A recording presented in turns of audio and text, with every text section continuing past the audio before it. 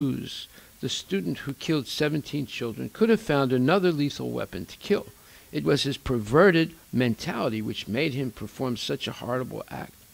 He was clearly in a mode of ignorance. No amount of gun laws alone can solve this problem. The idea is simple. To create peace in the world and elevate human consciousness, everyone must be converted to the mode of goodness. And actually, it should be real goodness.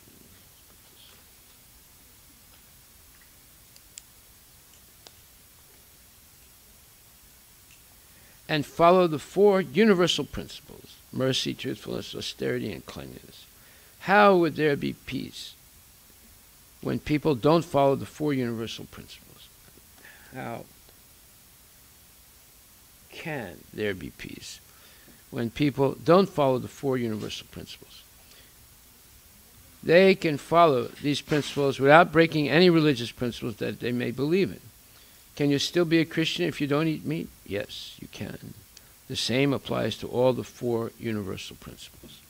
Only when the whole nation is raised to the mode of goodness, then there will be peace.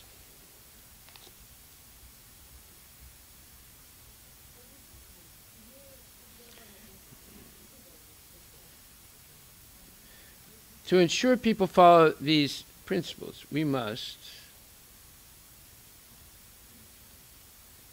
understand what causes people to break them and instill to break them.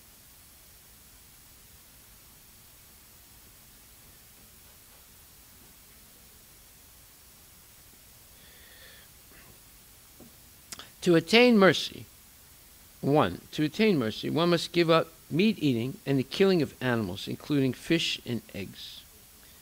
Okay, so the rest of this I have to correct it, but you get the idea. This is a very good start.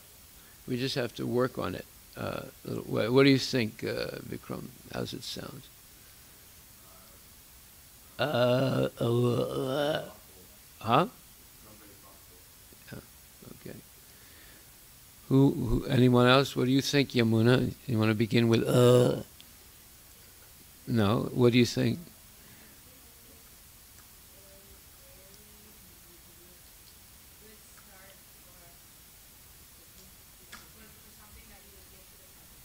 Good. And Sanskrit, you want to say something?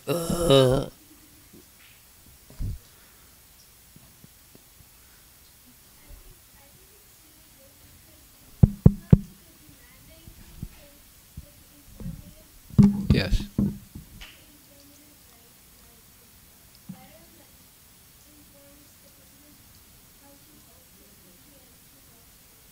Yes, very good. Very good comment. And Mayapur, you want to say something by starting with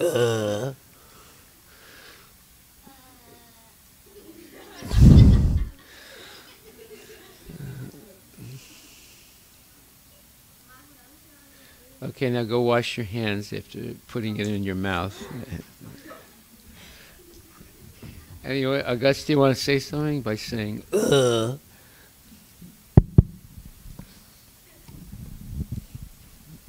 Sanskriti and Yamuna both made good comments. You have any comment? Okay, very good. And Advait, you want to say something starting with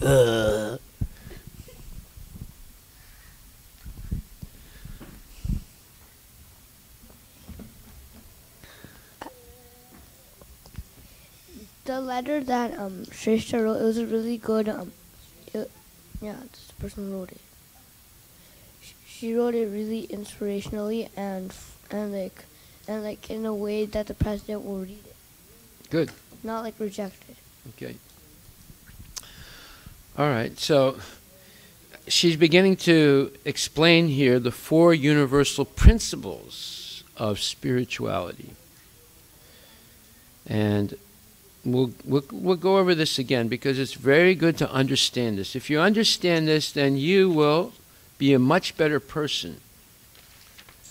So, the first principle is mercy, and she says, to attain mercy, one must give up meat eating and the killing of animals, including fish and eggs.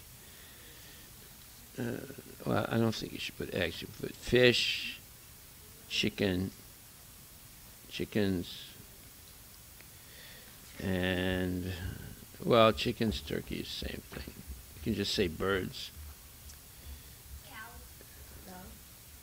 And all, yeah, we'll mention cows. And all flesh. What? What? Well, tomatoes are living entities too, right? Trees, yeah. So, okay. So then, killing animals and eating them reverts you to the modes of passion and ignorance, as your body turns into the graveyard of many poor animals. To be merciful to other humans, first you must be merciful to animals on your plate. Well, no, you can't. If it's already on your plate, you can't be merciful to it. It's already dead. If you eat meat, you are supporting the killing of animals. That is why it is important to give up meat eating. Well, that's not exactly what we said about this. And we say we studied this last week, and we talked about it yesterday, and we'll go over it again today. How can we relate the four universal principles of spirituality to the four regulative principles? Who knows what the four regulative principles are? Krishna, number 2. The four. Wait a minute. We have a new rule. You must start with Yeah. So go, let's hear the What? That was not good enough. No.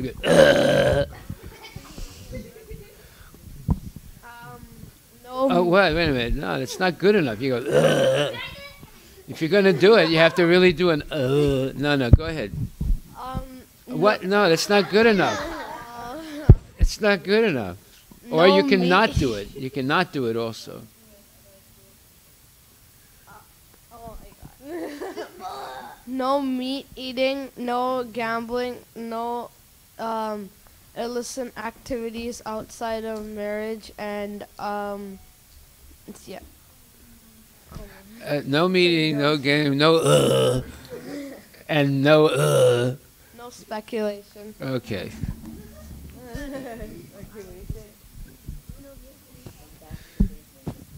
Okay, so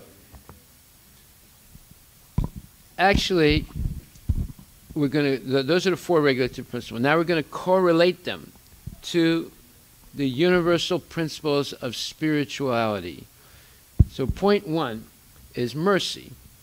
And we explain that mercifulness is destroyed by intoxication and meat eating. So both of these things destroy mercy. And we told the story yesterday. Are you gonna wash your pen now after sticking it in your mouth? Yeah, go wash it because you're touching everything with your pen. Go wash your pen.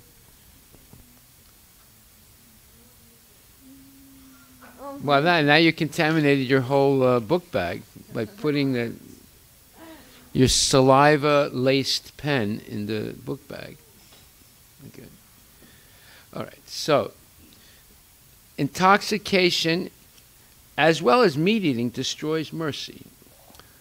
So, if someone is intoxicated, let's say with alcohol, what usually happens when they drive a car?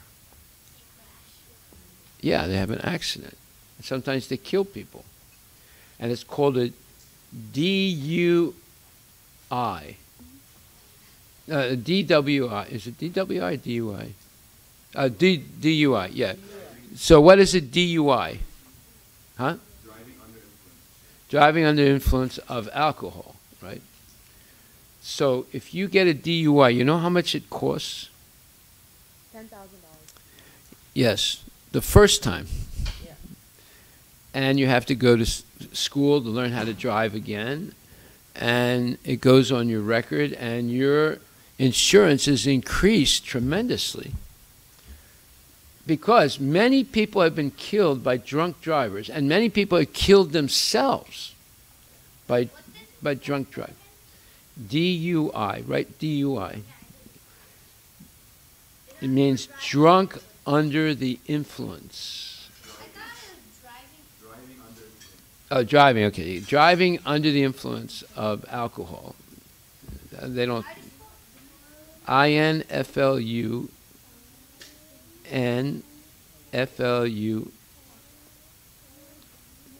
Yeah.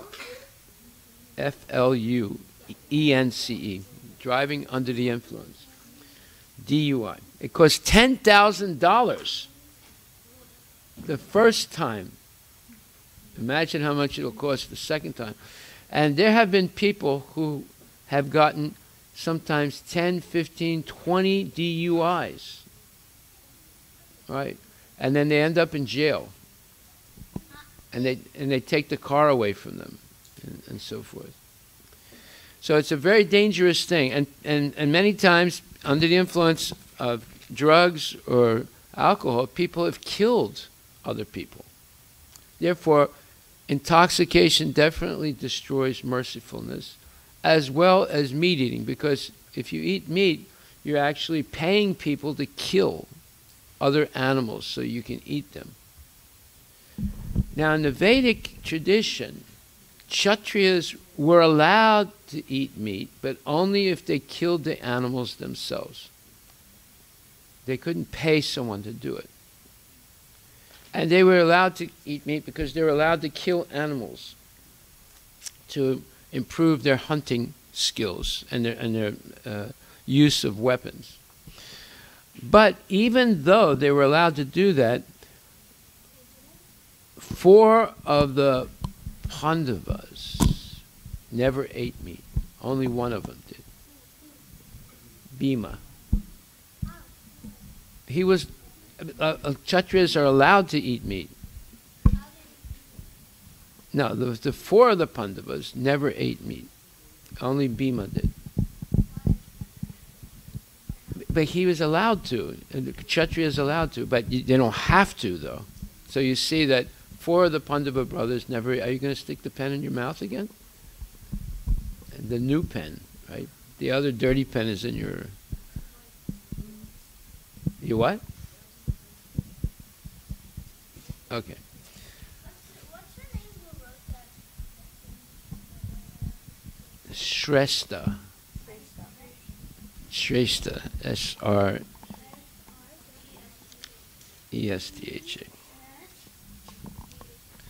Okay, now the second universal principle is called truthfulness.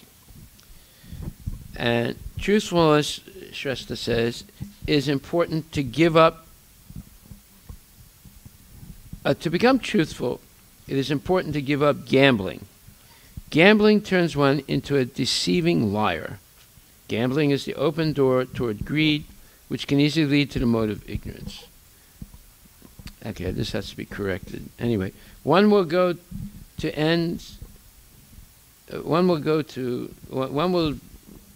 do whatever they want, and it all starts from gambling. Giving up gambling converts one from a liar to an honest person. Okay, so we discussed gambling and mental speculation. They go together. There are 2 forms, 2 things that destroy truthfulness. So what is mental speculation? Can anyone give an example? Can Sanskriti give an example of mental speculation?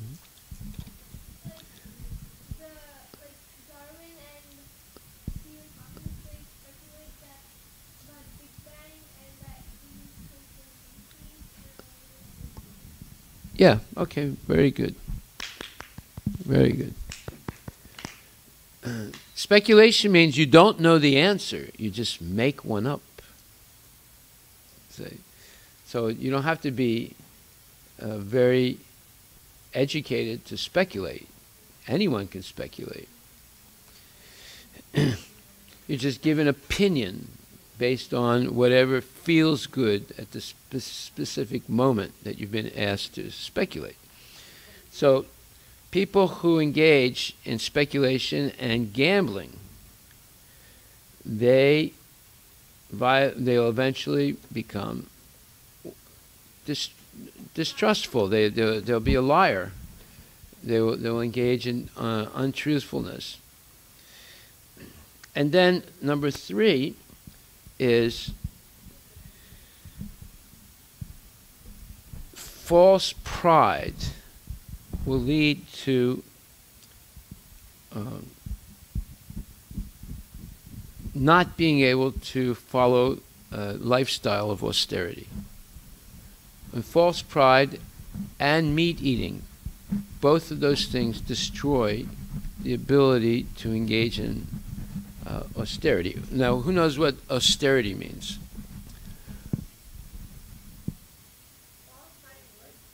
And false pride and meat eating destroy austerity.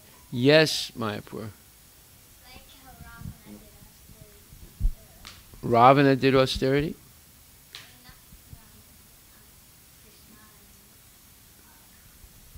No, Ravana did do austerity, but it was for a material purpose.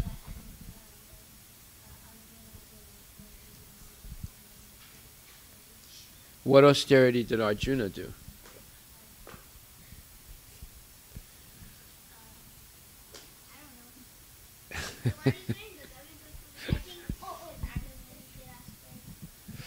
Okay. The devotee's austerity is not exactly the same as the materialist austerity. Materialists also perform some austerities. The materialists perform austerities for material benefit. So Ravana did do austerity, but it was for material benefit. What was the benefit that Ravana wanted?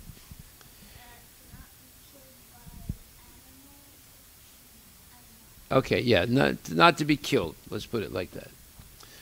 And Hiranyakashipu did austerities, but was it for a spiritual purpose? No, it was for a material purpose, right? Now, you might ask the question, now, this is a valid question. You just said that if you eat meat or if you have false pride, it destroys your ability to perform austerities. Then how come Ravana and Hiranyakashipu were doing austerities? Right? Is that a valid question? Because they're cursed. Yes, Yamuna? You could tell them, well, do you want to end up like how Ravana ended up? Like who? The question was, if you just said that meat eating destroys austerity, but Ravana performed so much austerity. But then you could say that he performed so much austerity, but he got killed by Ravana Rama. Sorry, he got killed by Rama. So do you want to end up like Ravana? Okay, so that is not the real answer to the question, but it is an answer, and it makes sense. In other words, the result of doing material austerities for your own benefit will most often it leads to a failure. In fact, all the time it leads to failure.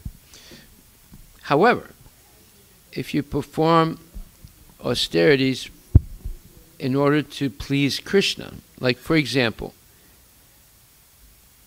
to build this temple, we had to go through a lot of problems and solve them, right? And it was an austerity. Whenever you're dealing with legal problems, code problems, money problems, it's an austerity to deal with all those issues. But we did it to please Prabhupada and Krishna. So materialists go through the same austerities to build a building, to build up wealth, but it's for their own personal benefit. But they won't do any austerities for the benefit of Krishna. So there's a difference. And usually, whatever results they have attained by their austerities, they lose them. Well, look at all the austerity Prabhupada went through. At 70 years old, he comes to America all alone. He has 2 heart attacks on the ship coming. He comes to America, and some hippie tries to kill him, and somebody else stole his original manuscript of the Bhagavad Gita. He had to write it all over again. He went through so much trouble establishing Krishna consciousness. However, instead of it being destroyed after he died or left his body, it's growing. The same thing happened to Jesus Christ. He went through the austerity of being crucified, but people are still talking about Jesus Christ today. And other great, like Buddha also, Muhammad, they went through tremendous austerities. Many times, people tried to kill Muhammad, but he was able to spread this movement. And then Ramanujacharya,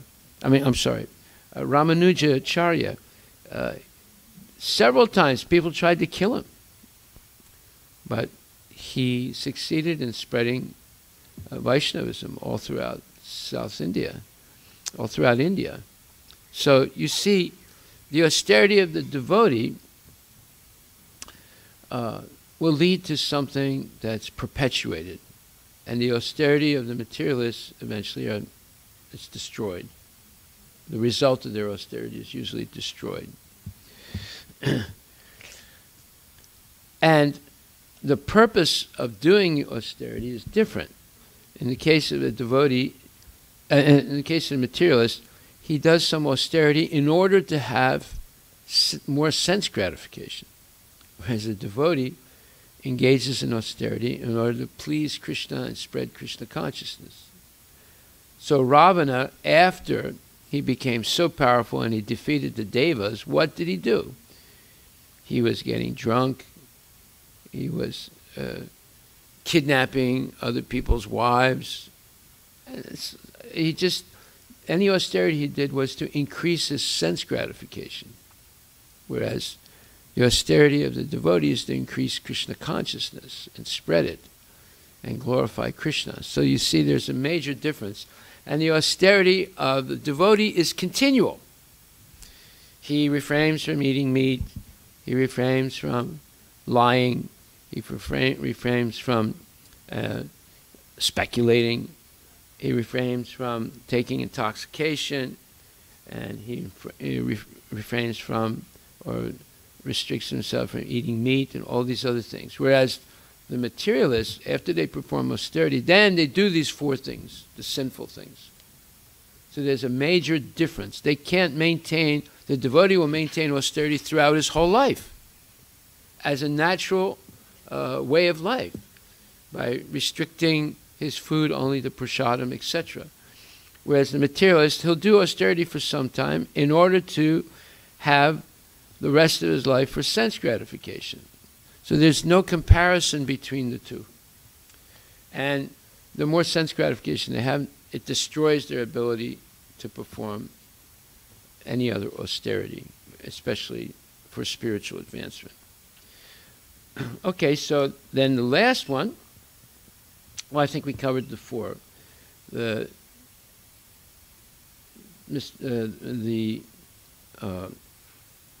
mercifulness of a person, cleanliness, truthfulness, and austerity.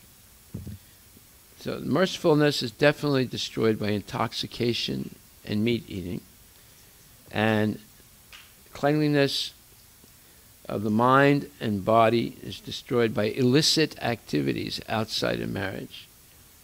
And the truthfulness is destroyed by gambling and speculation. And austerity for spiritual advancement is destroyed by false pride and eating meat and collecting more than one needs for their maintenance. So when a person does collect more than they need for their maintenance, what should they do? Huh? Anybody? Yes. Okay, Sanskrit, go ahead. They should give it to Krishna. Exactly right. Is that what you're going to say, Yamuna? Yeah. Yes. While they're still married, but when they become renounced, 100%. Right? Yeah. No, at first, 25%. So speak into the microphone so we can hear you. At first, 25% for maintenance, 25% for saving, and 50% for Krishna. And Right. then at the end, 5% for maintenance and 95% for Krishna. And then at the end, and 100%. But that end is eternal life in the spiritual world. 100%. You don't have to. But usually, I mean, if you look at Prabhupada's life, he actually gave 100%. But he did keep something aside after he left his body for his family. But it was a very small amount. Don't sit like that. Okay, so what we just did, yes? Sorry. So wait, yeah, I'm sorry.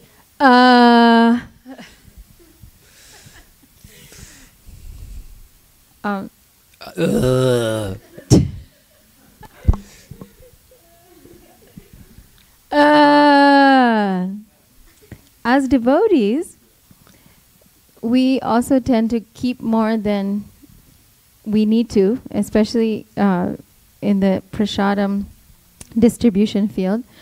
We pack so much prasad, and usually it's wasted. We means Me everybody? means myself Okay.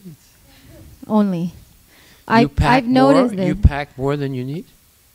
Well, because you mean you go into the kitchen before the prasadam is served and you fortunately your- I don't do that Okay. because I've noticed that there's no use. There's plenty of prasad, especially here. But for instance, like in Mayapur and big places, when there's feasts, people are packing. And I'm just thinking... When? After it's served to everyone or During. before? During the Yeah. distribution, they have bags on the side and they're packing. Well, packing. does this lead to other people not getting prasadam? Well, definitely, and it leads to guests not getting, so it disturbs the preaching. And also, we understand that it changes the consciousness when we're hoarding, then it does affect our austerity. Well, And why do some devotees do that? Are they afraid they won't get any prasadam? it's Or are they purposely trying to deny prasadam to other people? well, I think it's the lust, isn't it? That you're lusty over eating. Well, lust means it's excessive desire. Yeah. Well, what would be the other motive? I mean, everybody's eating. Well, the other And motive is ignorance. The motive of ignorance, not thinking about others, just thinking about yourself. Right. Well, anyway, just wanted to bring that point up because I think, especially on festival days, we're all crazy You after. see people doing that here? Yeah, of course. We have a big problem with that. Okay. And we. Now, what should we do? We should have a dunce sign that you pin on the back of the person without their knowledge after they do it. So let's make a dunce sign. And one more comment. I am a prasadam thief, and when you see them Okay. after they're packed, while they're packing, their attention is into packing. That's when you pin it on their back, One more and comment. they can walk around the whole Sunday feast, and everyone will be go, look at that, While we're exposing people, I've heard that during the arti, so Yeah. people sneak away and go down to get the lunch prasad. Okay, so we should have theft police. Yeah. I should be one. I'll be one. The ones who go downstairs. No.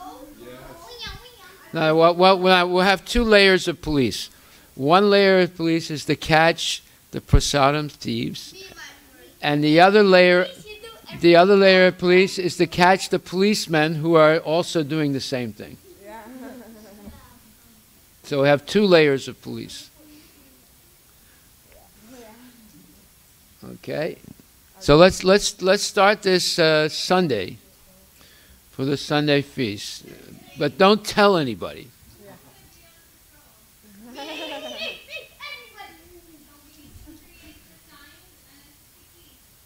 No, but you got to be really sneaky about this. You can't tell people I'm doing this. You have to keep it a secret.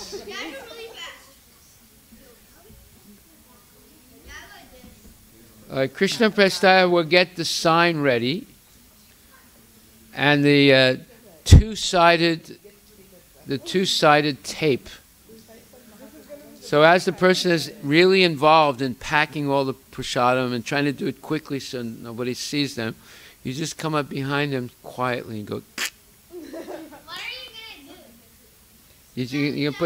You're gonna put the sign on their back. That was gonna make a lot of this. Yeah. We'll go to what's it called? That place next to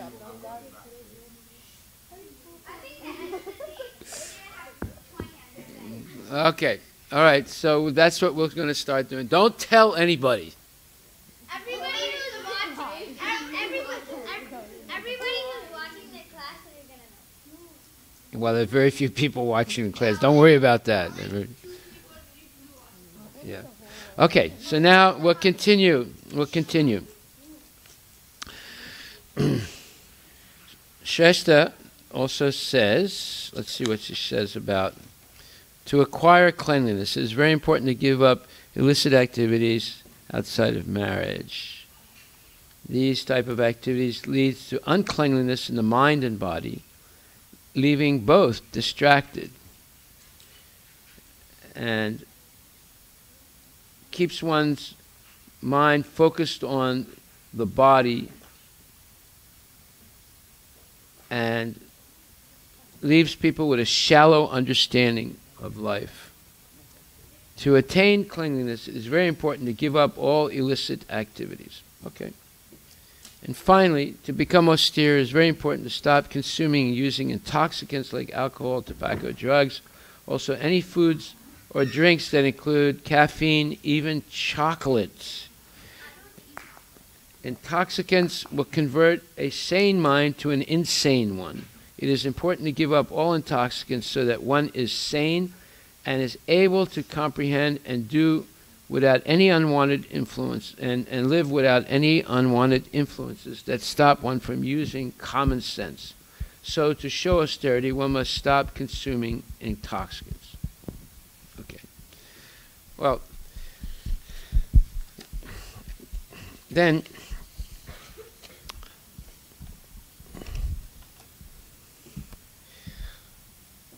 we began to discuss also swabhava. Swabhava means one's own nature acquired through association. What does association mean?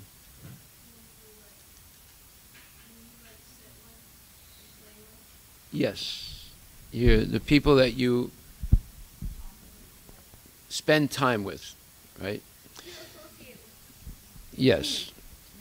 Well, when they say spend time with, it's a way of avoiding saying associate with several times in the same sentence. Okay? If you say use the same word over and over again in the same sentence, it becomes a little tedious reading. Like, you know. Oh, for example, yeah. You can't use a definition. You can't say the definition of word is the word itself. You can't say the definition of associating is associating with friends. Right.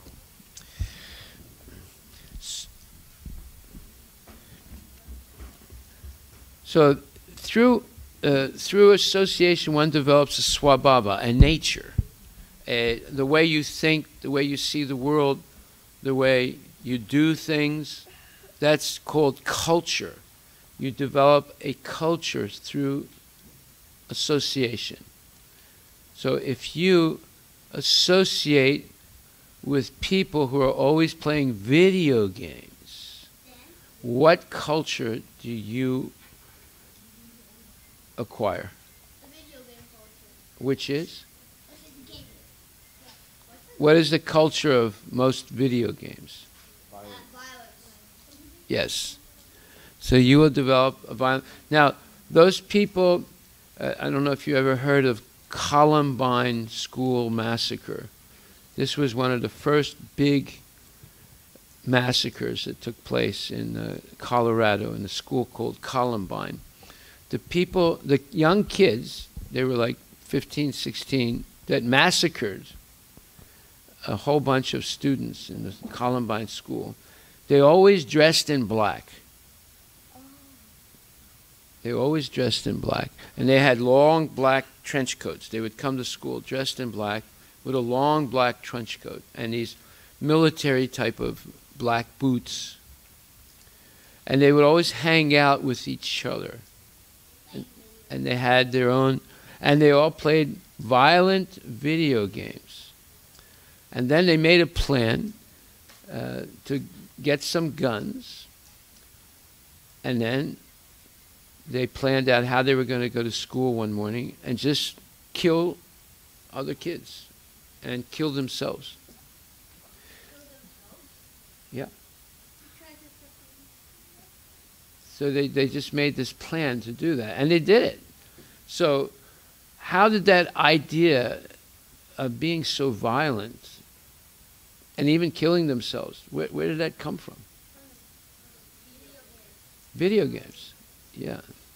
So is it a good thing to play those type of violent video games like 6 hours a day and have friends also that you play together on the same video game through the internet? Is it a good thing?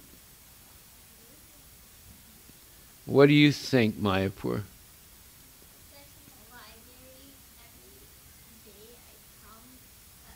You go. You don't come. You go to the library. And what do you see?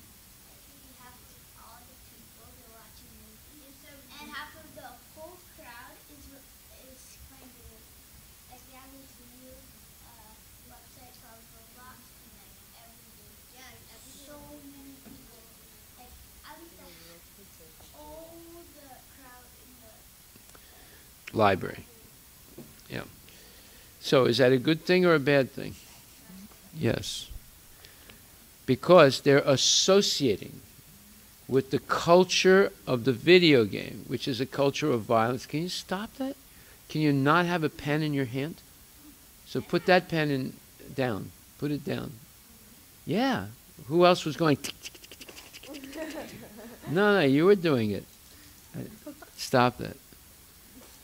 Put it down. Pick it up when you're going to write something. Not nervously keep clicking it. Okay. So this, you acquire a culture by the people that you associate with. So you can associate with people in a video game. The characters in the video game, you keep watching them and interacting with them. Those are imaginary characters, right? They're not real. They've been created by the people that make the video game. But you're associating with those people. Like, for example, can you stop that? Put the pen down. Put it down. Take it out of your hands. Yes, you are. You just did. It was you? Put it down. Put it down. Put it down, just in case. Okay. Okay. So this acquired nature, swabhava, there's a lower one and a higher one. The higher one is acquired by associating with good devotees. That means there may be bad devotees too. Don't put your fingers in your mouth. Go wash your hands. Who's next to put their finger in their mouth? Let's see. Raise your hand. Is it Vikram? All right. Well, I'll keep my eyes on Vikram to see when he sticks his finger in his mouth. Huh? Okay. Okay. Okay, quiet. Yes. You said association, am I right? Prabhuji. In our ISKCON, that based on, we live mostly on through that association. Sometimes, decade to decade, people changes. The what? No. Sometimes, what did you say? People changes. So, about the chanting, when it comes to the chanting, lot of people, they chant when the Vyasarjan, when Staker is giving the class or during the RFP. So, when I try not to do that mistake, sincerely try to follow like past couple of years. When the people do chant, my mind goes. I should see. Okay, if it's like 4 o'clock in the afternoon or 5 o'clock in the afternoon, it's the Sunday feast, and the person comes and they have their hand in their bead bag during the class, right? That means that they're completely irregulated. They had at least 12 hours to chant their rounds before 5 o'clock in the afternoon coming to the Sunday feast. Right? Why do I say they had 12 hours? Yes, Advait. Usually everybody wakes up at 5. Usually most devotees wake up at 5. Well, at least on the weekend you should wake up earlier than that, because 5:30 is when Mangal Arati starts. So at least if you're not coming 5 days a week to Mangal, don't put your fingers in your mouth.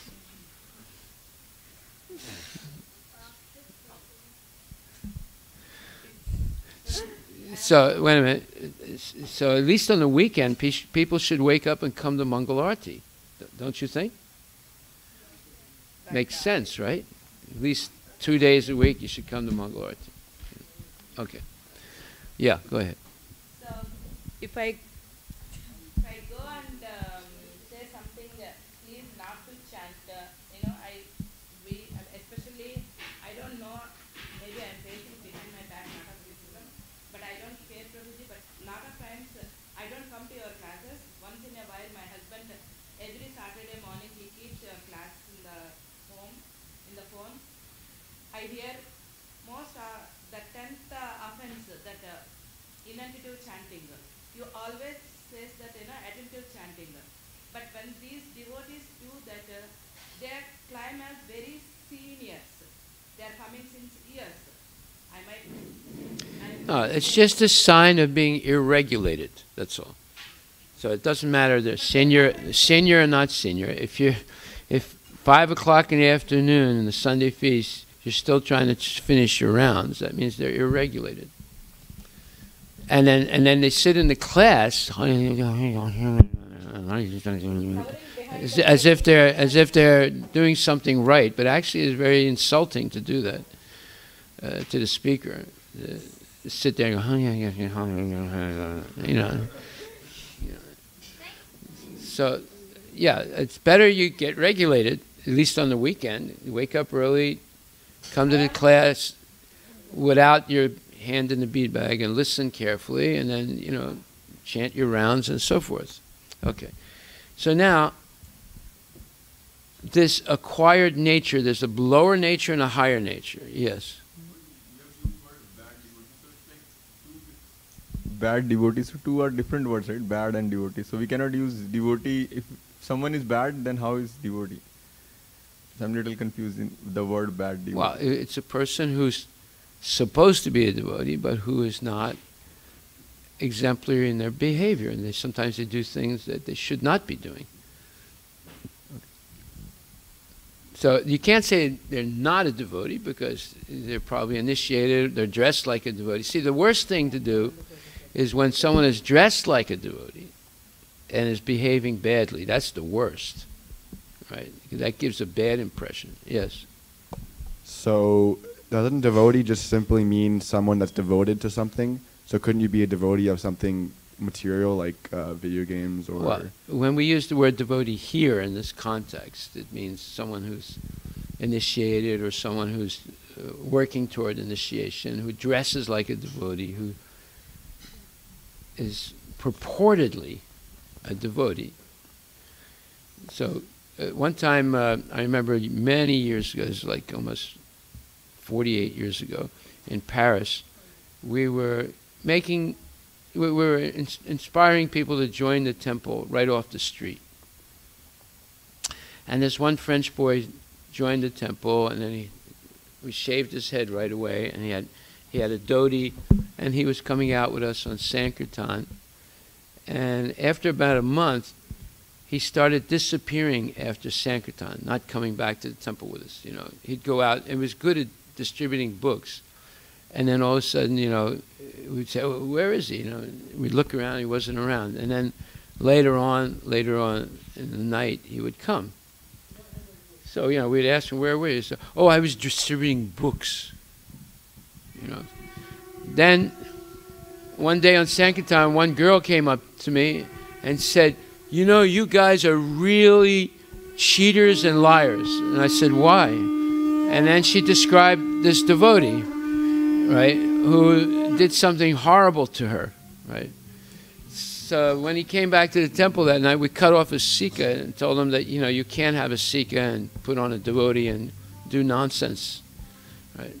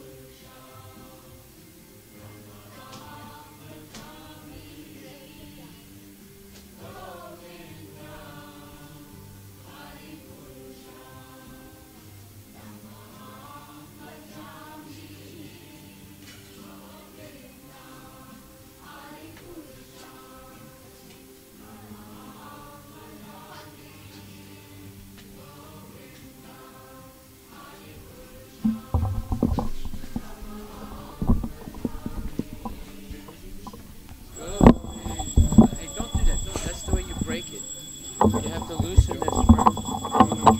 Don't do it. Okay? Got it? No, stand here and learn how to do it. Watch it do it.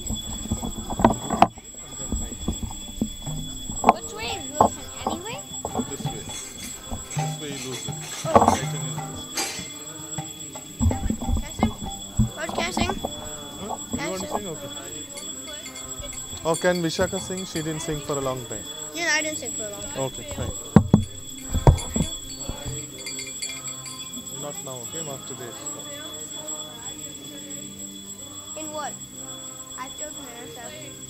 I failed in NSF.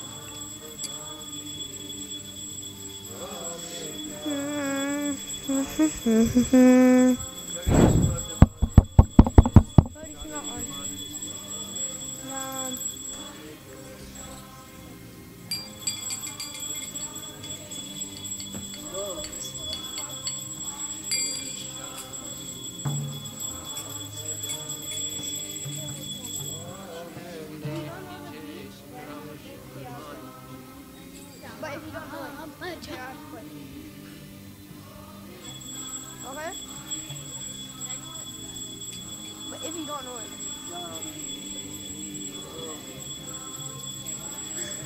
My foot. I did that.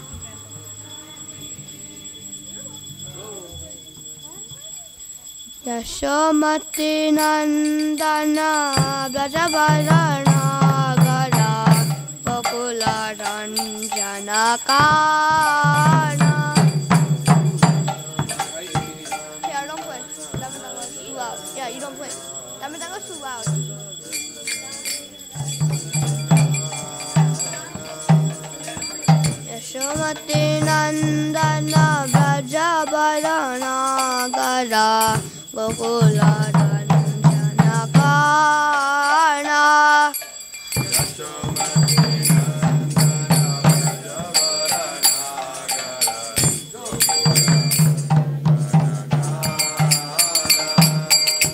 Gopi Parana Rana Madana Manohara.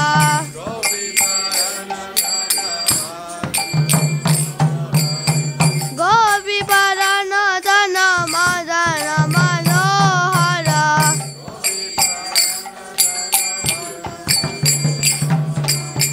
Kaliya Damana Vedana.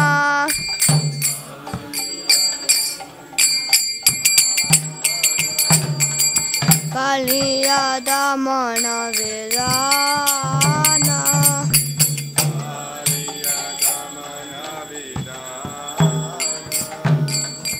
Amala Harina Mamiya Vinasha.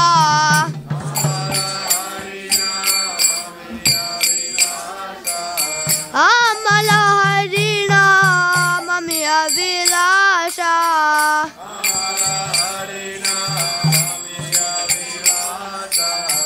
Vivina Porandara Navina Nagara Bora.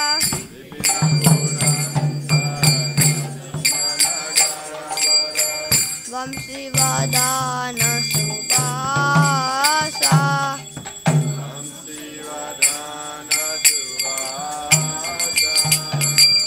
Bharajana Palana Sudakula Nashana.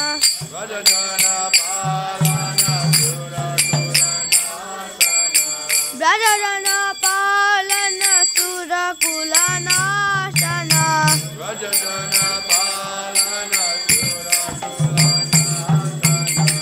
Nanda Godana Rakovala.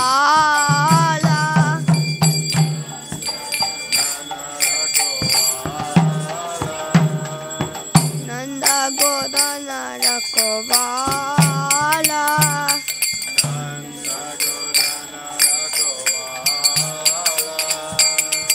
Govinda Madhava Navanita Taskara.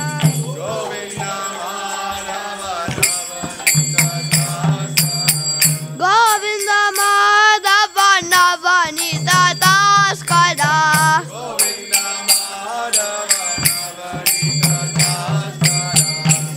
Sundarananda Gopala.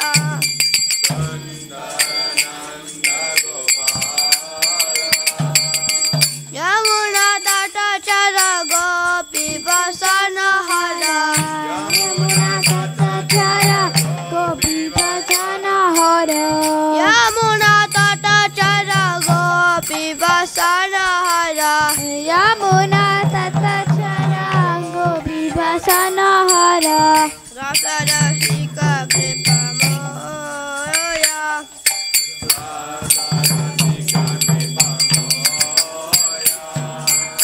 Shri Radha Vallabha Vrindavana Natabara.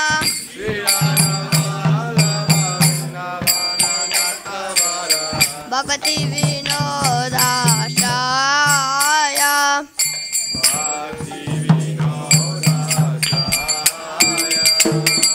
Yashomati Nandana Brajabarana Kara Gokula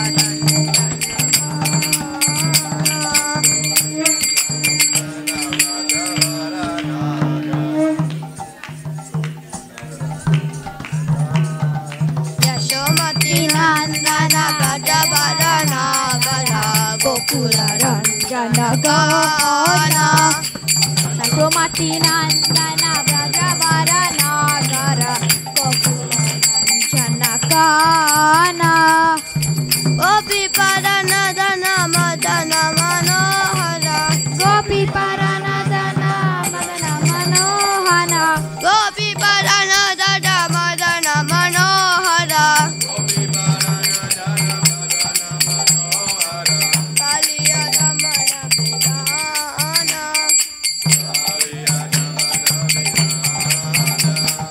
Hare Krishna, Krishna Krishna, Hare Hare, Hare Ram, Ram Ram, Hare Hare, Hare Krishna, Krishna Krishna, Hare Hare. Jaya Radha, Nila Madhav Radha, Nila Madhav Radhe. Jaya Radha, Nila Madhav Radha, Nila Madhav Radhe. Jaya Jagannatha, Jaya Jagannatha, Jaya Baladeva, Jaya Subhadra. Jagannatha, Jaya Subhadra.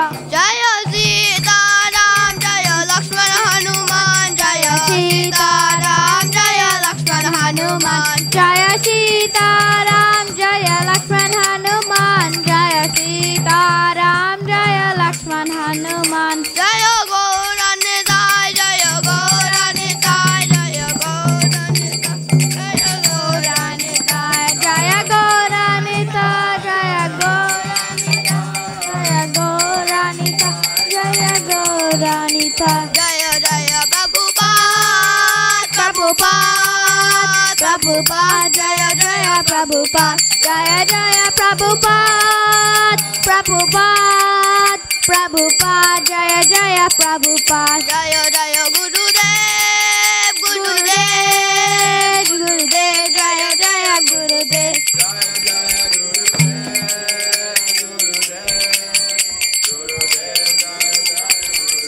Nitai Gora Hari Bol, Hari Bol, Hari Bol, Nitai Gora Hari Bol, Nitai Gora Hari Bol, Hari Bol, Hari Bol, Nitai Gora Hari Bol. Jai Vishnu Pada Paramahamsa Parivrajacharya Astotra Sada Shri Shield His Divine Grace A.C. Bhaktivedanta Swami Srila Prabhupada Ki Jai.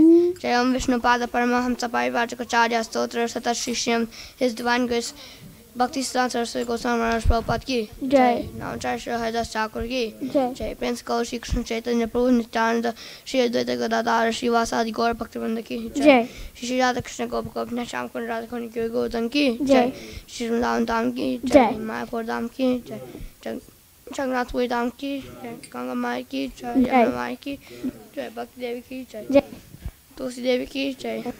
Samveda Bhaktin Ki Jai. Harinam Sankirtan Mahayagna Ki Jai. Nitai Gaur Premanandi Hare Hare Bol. All Grace Samudrois Hare Krishna. All Grace Samudrois Hare Krishna. All Grace Samudrois Hare Krishna. All Grace Shri Guru and Gauranga Srila Prabhupada Ki Jai. Namo Vishnu Krishna Prasad Buddha Vishnu Buddha Namine Namine.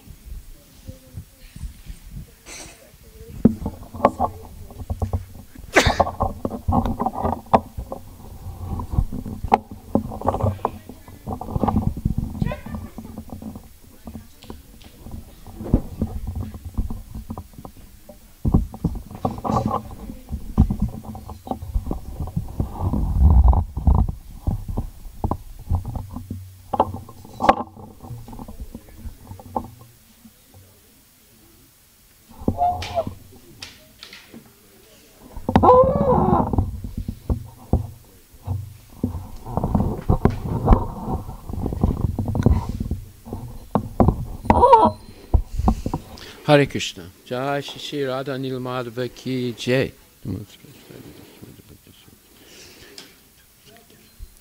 Let's turn this light off. You know how to turn the light off? So we're speaking about swabhava, how one acquires a certain nature or culture. And it's done through association. Mayapur, you sit over here. Just focus your mind now. What does swabhava mean, Mayapur? Okay, now repeat after me. Swabhava means... How do you spell that? No, don't worry about how to spell it. Just focus on what it means. It means your culture, how you do things, how you eat, how you sleep, how you talk, how you dress, how you see the world. It's called culture, swabhava.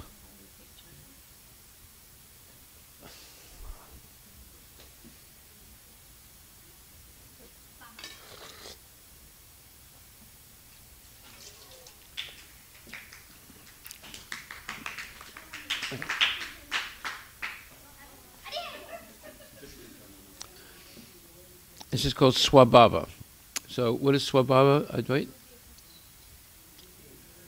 No, swabhava develops through association, but what is it? What does that mean, culture? How you... Cultural.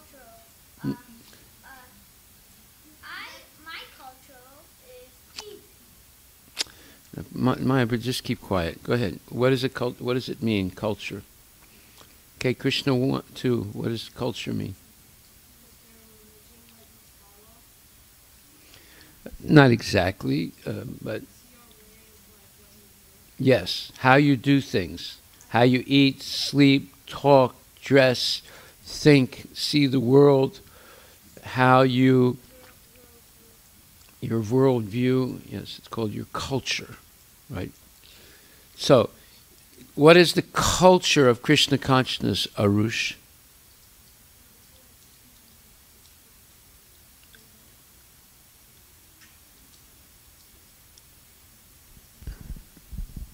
To associate with devotees. What's that? To associate with devotees. Okay, that's how you acquire your culture. But what is the culture? That's the way you get your culture, okay? But what is the culture? Were you listening just like 30 seconds ago when Krishna number 2 explained? Yeah. What did he say? He said how you like eat, sleep, and... Yes, how you do things, right? That's your culture. Okay, anybody else want to repeat? Shivani, what is culture? Yeah, for example. Yeah. Yes. Culture is... Culture is how your beliefs and religion affect your daily life and what you, with the activities that you perform. Okay. It comes down to how you do things, but you might be inspired by your religious beliefs, etc. But the bottom line is how you actually do things. Like, for example, when people, like in Fiji, when a guest comes to their house, they give them kava kava. Kava kava is an intoxicating drink. So that's the native people of Fiji, but the Hindus that settled in Fiji, they learned to do the same thing by associating with the natives. Do they drink kava kava in India, Sanjay Prabhu? No. Okay. The uhs are getting shorter now. That's it's better. Yeah, I know. I am too.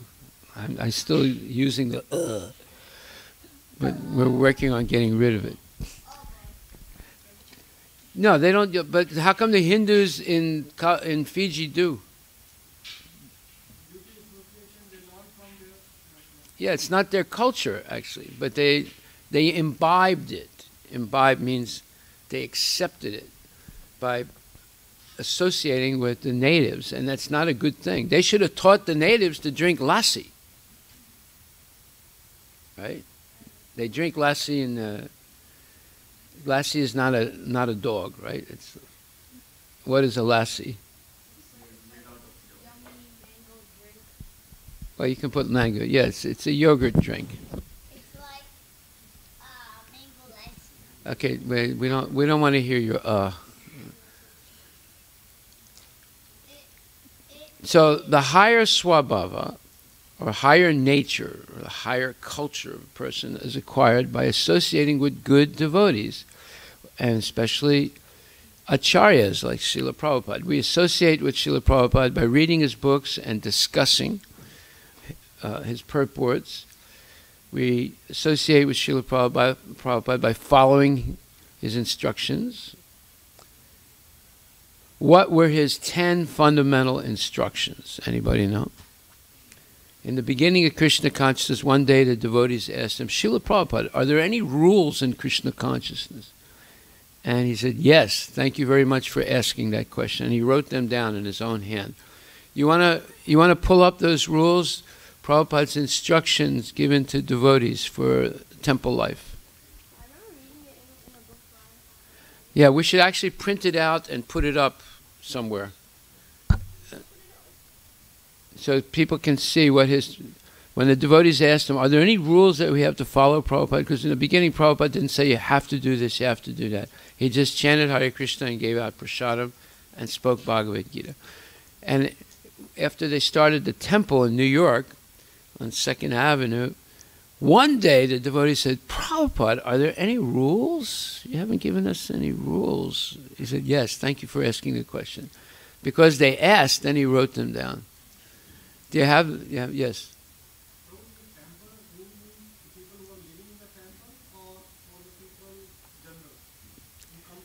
It's general, but especially for people living in a temple, but also general. These are the rules that all devotees should follow every day, but especially the inhabitants of the temple. Did you find it? Okay. Okay. Yes. Fiji, yes. People, they're drinking, kava. They adapted to kava. So in our day-to-day life, we have some social norms are there out there. Something we accept and something we try to adopt it because to please the society. Okay. So how to overcome those type of situations? You have to have a culture of Krishna consciousness. Okay, let's hear the definition that Vikram gave to culture. Say it out loud.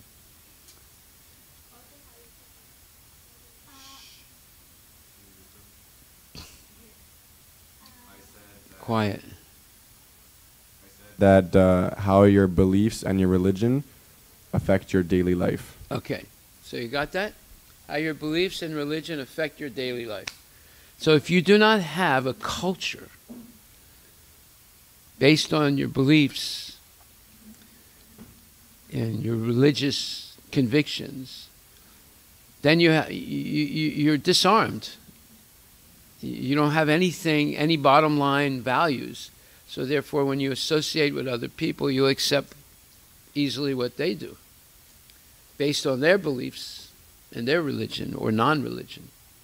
You see?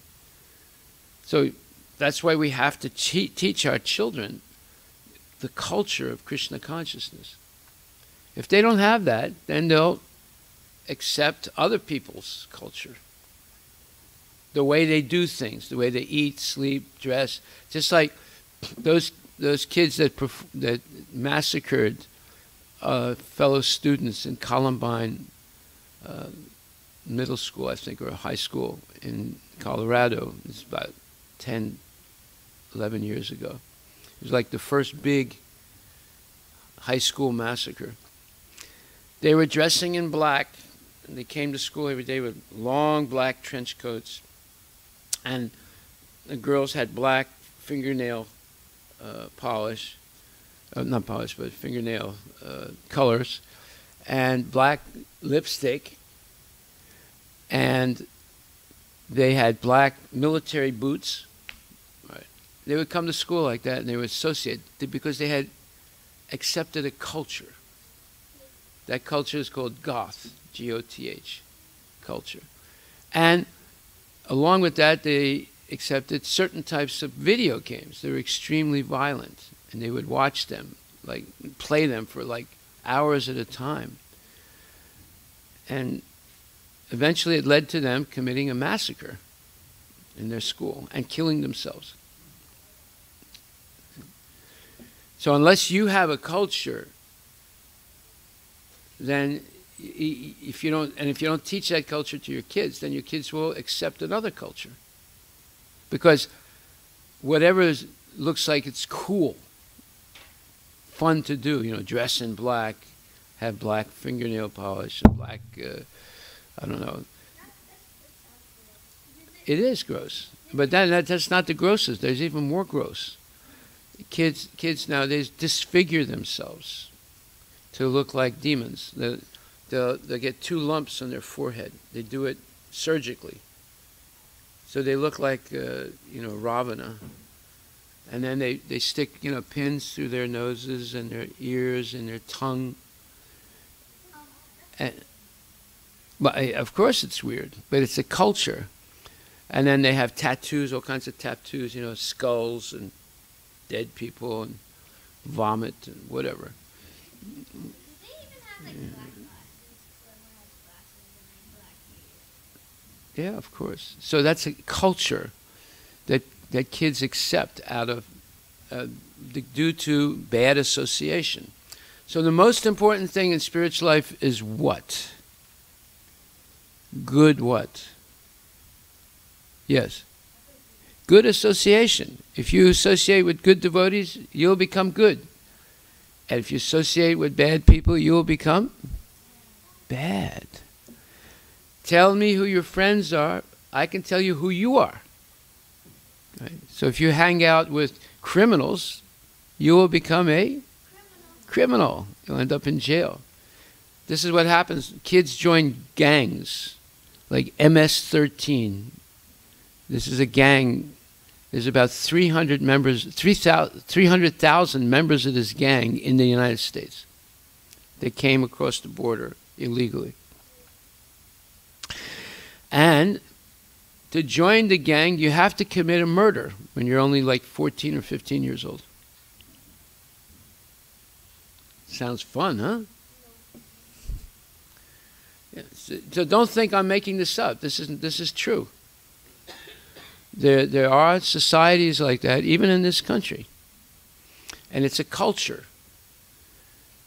So we have a real interest to learn the culture of Krishna consciousness and to help other people understand it, because it can uplift the consciousness of people to a level of goodness and Krishna consciousness. So according to the principle of swabhava, which is acquired through association,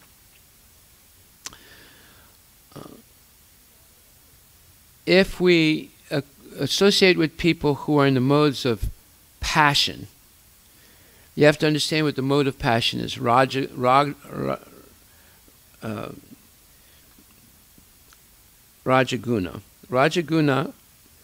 the mode of passion, happens when there is great material attachment, a lot of materialistic activities, intense endeavors, and uncontrollable desires develop. So, if you feel in your heart you have many, many material desires, and you're willing to do all kinds of difficult activities to attain those desires, and once you attain some of your desires, you get very attached to the things that you've acquired. And if someone tries to take those things away from you, you're ready to fight. Like, for example, let's say you have a spinner, and someone tries to take it away from you. What would you do? What? What would you do? What? You know what the spinner is? I don't see anybody with spinners anymore. They sort of like fell out of fashion. What's the next thing? What's the new thing? The next thing is Fortnite, Roblox, and like all video games. They're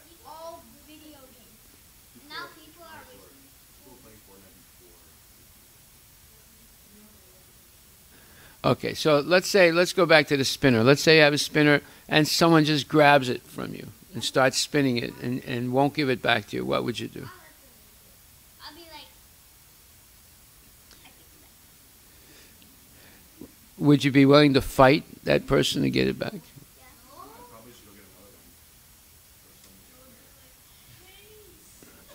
So you see, the mode of passion, you become very attached to things that you acquire. And sometimes you go through hard labor to get those things. And you're never really satisfied. There's always more desires and more desires and more things that you want to get. So that's the mode of passion. The mode of passion is characterized by an unending cascade of material desires. A cascade is when water falls down from a higher level, and it falls down on rocks and then other rocks and other rocks, and it finally comes down to a river. That's called a cascade. It comes down one after the other, and it's unending fall. So a cascade of desires means unending desires. That's the symptom of the mode of passion. And those desires are for success in business and increasing money and sense gratification and all other forms of sense gratification and fame and acquiring mundane knowledge and being always healthy and youthful and having power to dominate other people in all different fields of activity. These are all symptoms of the mode of passion. And above all, it's accompanied by strong attachment to relatives and family and expensive properties and possessions.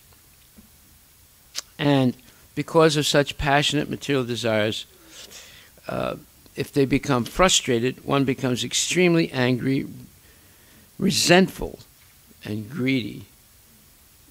So this is the mode of passion. It's very dangerous. That's why one has to rise above it. And then the mode of ignorance is even worse. Mode of ignorance is exemplified by laziness, becoming crazy, being full of illusory concepts and ideas, and being addicted to sleeping, liking to sleep more and more, not wanting to get out of bed. And if you get out of bed, you're lazy, you don't want to take a bath, and you put on dirty clothes, you don't cut your fingernails, you don't brush your teeth, you have bad breath. These are all symptoms of ignorance, right? And because of the mode of ignorance, one is not intelligent. They don't make the right decisions in life. They always have misconceptions about work, and they violate the spiritual principles of mercy, cleanliness, truthfulness, and austerity. They're bewildered by ignorance. They accept bogus religions as the truth and reject real religions as being false. They ignore the association of genuine saints.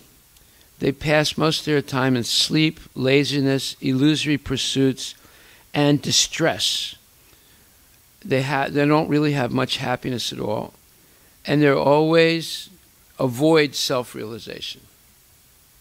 This is the mode of ignorance. They engage in deceptive, materialistic activities. They're expert in insulting others, and they always maintain a negative, resentful attitude, and they're expert at fault finding fault with other people. Their knowledge is limited to the body, and it's concerned only with eating, sleeping, mating, and defending. They don't have any faith in holy scriptures or saintly authorities. This is the mode of ignorance. It's extremely dangerous, yes. Do you know anybody in the mode of ignorance? In school, but my question is... School is the mode of ignorance. It's just the opposite of what it's supposed to be. Yeah. So how do you maintain a life without ignorance or passion, like just goodness? Association, Association, association with good devotees. Devotees who are. That, see, you didn't say it's impossible. You said it's very rare. And why is it very rare? Because you have to be qualified to recognize a pure devotee. Go ahead. What were you going to say, Shivani? Yeah. So, wait. So, what in school? In school, how do you maintain like a life without ignorance or passion? You have to accept the culture of Krishna consciousness, which teaches you how to do things, how to recognize between what's right and what's wrong, based on spiritual knowledge, not based on speculation. So, if you are convinced that you shouldn't eat meat, like, for example, how does someone become convinced to become a vegan? How did they become convinced? Their family eats meat, and they decided, I'm going to be a vegan. How did that happen?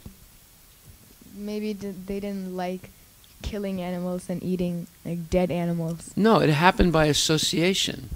Oh.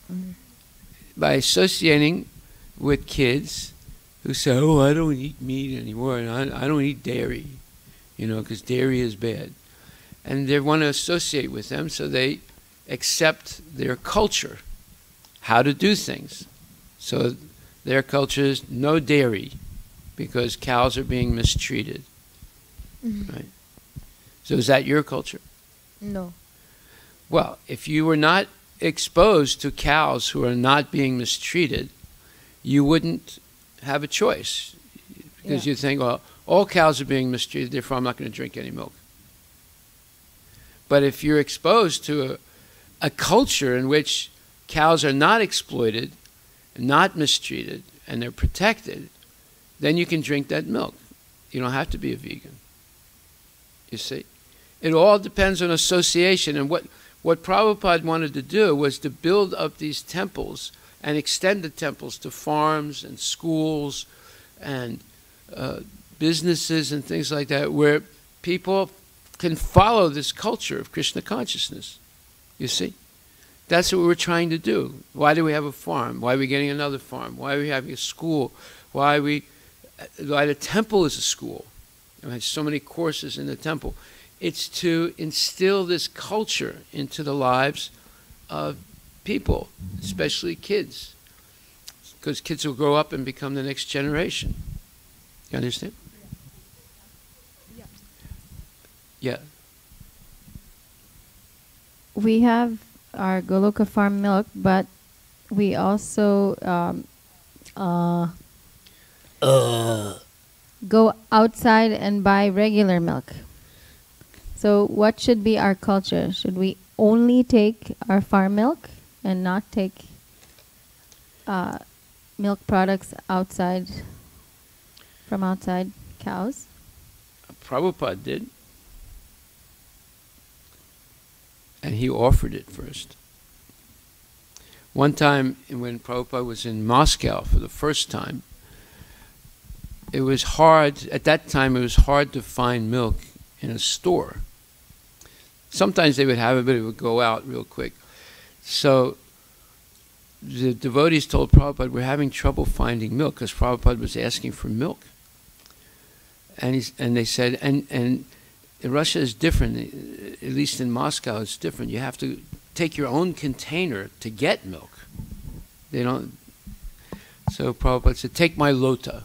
And the devotee said, your lota? But you spit in the lota. He said, that's all right, just wash it. This is an emergency. So they took his lota. Lota it's like a metal container that's used for spitting into.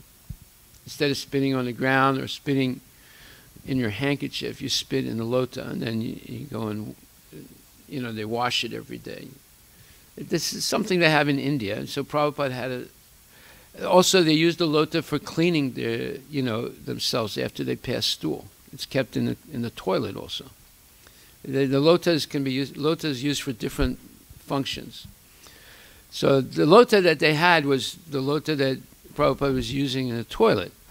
And they said, Prabhupada, how can we use that? He said, this is an emergency. Just wash it and go get milk. So they washed it and they got milk. And the milk was not ahimsa milk, right? And most of the milk that the devotees had in all those years at the beginning of the movement was not ahimsa milk. Yeah. Do we have an emergency here? Well, you have an emergency. Yeah, the emergency is sometimes we don't have enough milk for all the demands.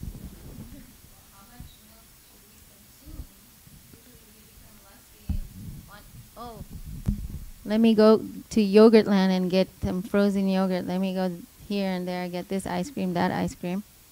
Because of lust. But do we actually require it? We're talking about milk. We're not talking about, Dairy Queen ice cream. Well, that's still outside or milk. Yogurt, And cows are being killed because of, our lust. Well, that's why we want to build up our herd and satisfy everyone's needs for ahimsa milk. Right? So right now we get about 15, sometimes 16 gallons of milk every day. And it goes right away, which is a good sign. Very good sign. Yes. Hare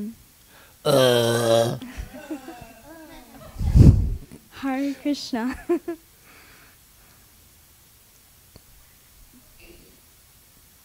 Is it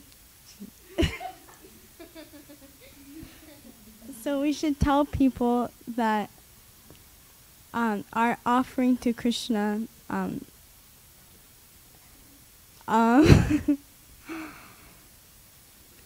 that offering to Krishna any milk products that we use makes it okay to buy dairy.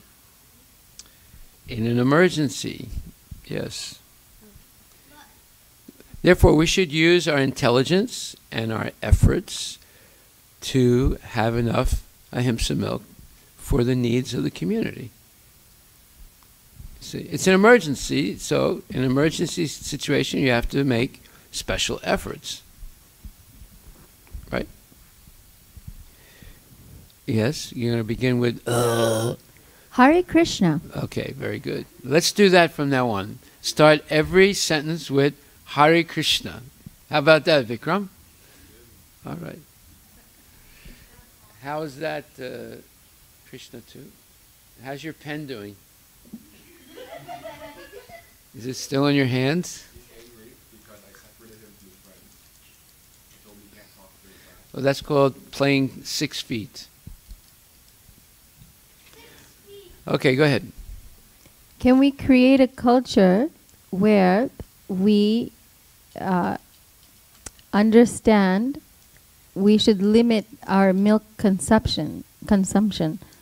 For instance, You usually should drink 1 glass at night, the minimum, okay. before you go to sleep. I read that the allotted amount of milk in any form, I think it's 1 cup or 2 cup per person.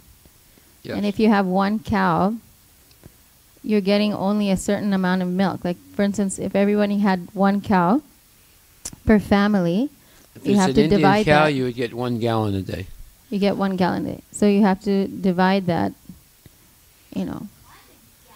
1 gallon. to your family members. 1 to 2 gallons a day. Indian cows don't give more than that.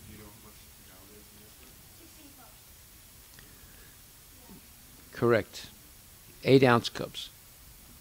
So should we be educating ourselves, how to consume milk? Oh, there's also yogurt. And ghee. Milk and, means and ghee. milk, all the milk products, because we're only supposed to have a limited amount. Yes. Yeah, you have a little bit of ghee, you have some yogurt, and you have milk. So you would need about, let's say for a normal family of like 4 or 5 people, you need a half gallon every 2 days, 2 or 3 days. We're talking about 4 people. You need a half gallon every 2 days. Now you can have a little bit of ghee, a little bit of yogurt, and some milk. Okay, yes, Vikram. Hare Krishna, there you go. I like that. We begin every phrase with Hare Krishna. Go ahead. What about families like mine? 12 people. Then you need 3 times 4 is 12. 3 half gallons every 2 days. But they're not all big kids, so it wouldn't be 3 half gallons. It would probably be 2 half gallons maximum every 2-3 days. Huh? Yeah. Okay, so now we just discussed more in depth what is the mode of passion and the mode of ignorance. And then Shivani asked an important question: how can you maintain your culture if you're associating with people who, and with a lot of people who are not following your culture? Well, the question is, what is association? How to associate with people who don't follow your culture? And the way to do that is to be polite, non-confrontational, and somewhat aloof. Polite, non-confrontational, and somewhat aloof. Not completely aloof, but somewhat aloof. In other words, if someone talks to you, you answer them politely. But you don't go out of your way to associate with them. Association means you're close enough to them that you can hear their breathing, right? And you're sharing things with them, like food, and you're sharing thoughts, and you're on social media with them, and you're hanging out with them. So you don't want to get that close, but you don't want to be completely separate either. So you're very polite, you're always courteous, and you're attentive, and you know, someone asks you a question or someone says something, you always speak back in a very respectful way. But you're not going out of your way to closely associate with such people. Yes. Hare Krishna. So my experience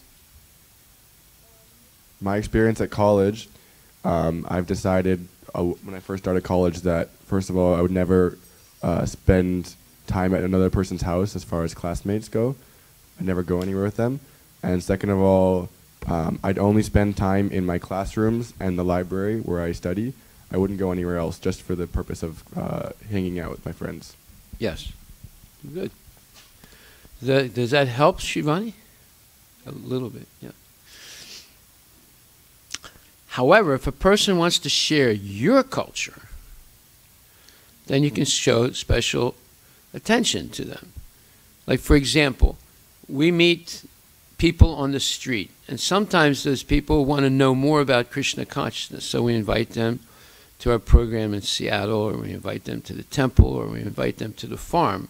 And some of those people are very, very contaminated, but they show some interest, and so we're kind to them by sharing our culture with them, right? And it's very educational for them. You know, they see the way we eat, they see the way we do things, and it's oftentimes it's something new for them because they've been doing things in a different way. So you can share your culture with others. That's called preaching. Not that, you know, you shouldn't do this, you shouldn't do that. No, you're sharing in an educational way what you do. You're not trying to convince them, but you're sharing with them. That's another type of preaching, right? It's not tiger preaching, you know. You got to do this, otherwise you're a demon.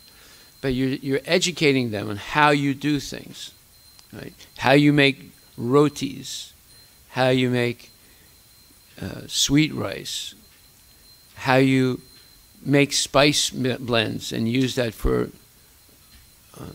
making food taste good, and the value of ghee. Okay, so here are the 10 rules that Srila Prabhupada gave to the devotees in 1966 that a devotee should do if they live in the temple or if they associate closely with devotees who live in a temple. Point 1.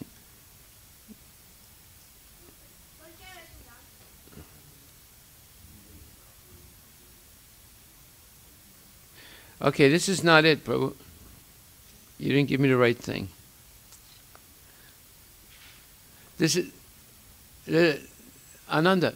This is not the right thing. Yeah. Okay, we'll come back to this later. All right, so we'll end right now. We had a lot of discussion today.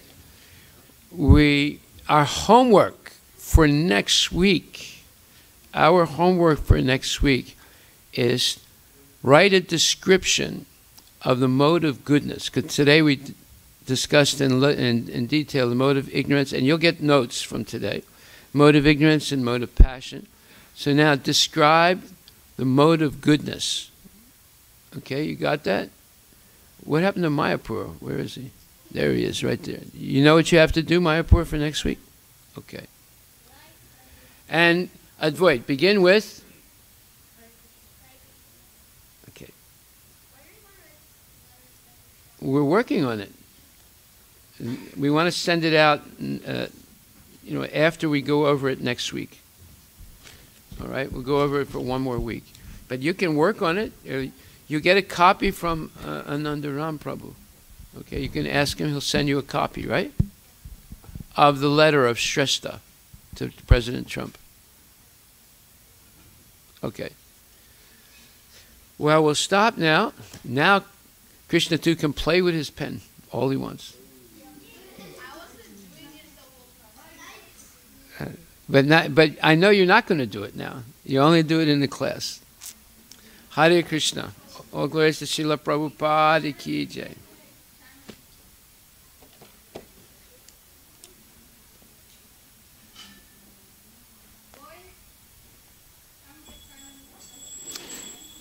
Jai Shri Shri Radha Nilamadava ki jai.